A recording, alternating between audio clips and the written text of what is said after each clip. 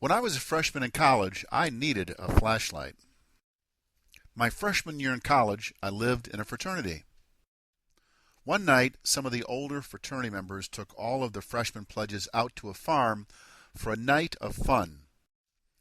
The evening began with some good cheer and cold beer, followed by each of us pledges being given a brown paper bag and taken out to a forested area on the property.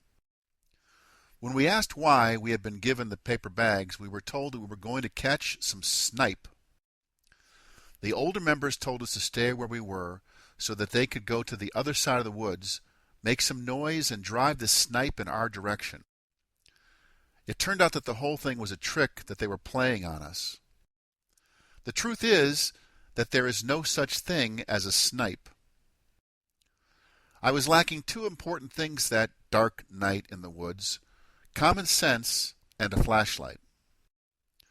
In 1890, a man by the name of Conrad Hubert thought that something like a flashlight would be a good idea to create, and so he developed the first handheld torch.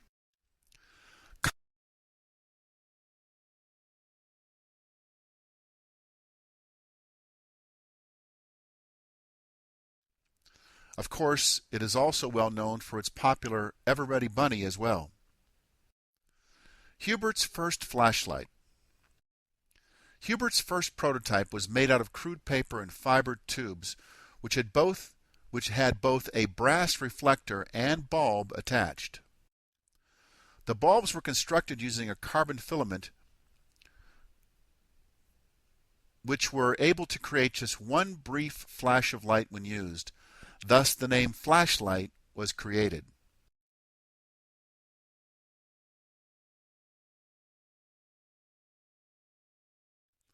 Shortly after their introduction, flashlights made of thin aluminum and containing two D-cell batteries were introduced to the marketplace.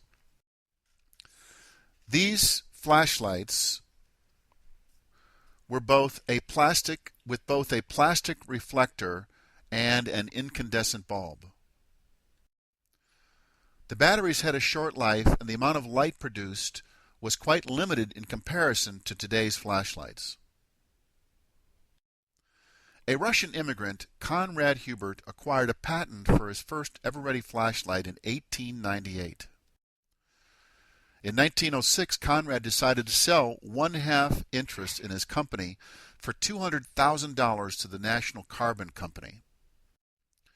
Needless to say, Conrad's handheld torch invention was well received by the public at large.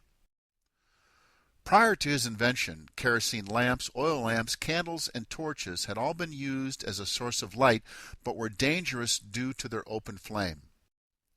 Today's modern flashlights, even after all the improvements that have been made over the years, still consist primarily of the same parts that Conrad originally used. Today's flashlight. Flashlights today are either designed to use LEDs or incandescent light bulbs. Incandescent bulbs are designed with a tungsten filament, which is safely housed in a glass bulb. Light-emitting diodes, or LEDs, are semiconductors, electronic elements that emit light. In comparison to incandescent light bulbs, LEDs are much more efficient and last a great deal longer for the user. Nowadays, you can find LED flashlights in a wide variety of sizes and shapes.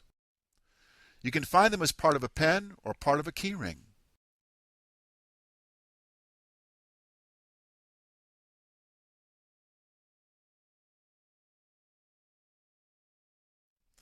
And many of us find it convenient to have an LED installed on our smartphones.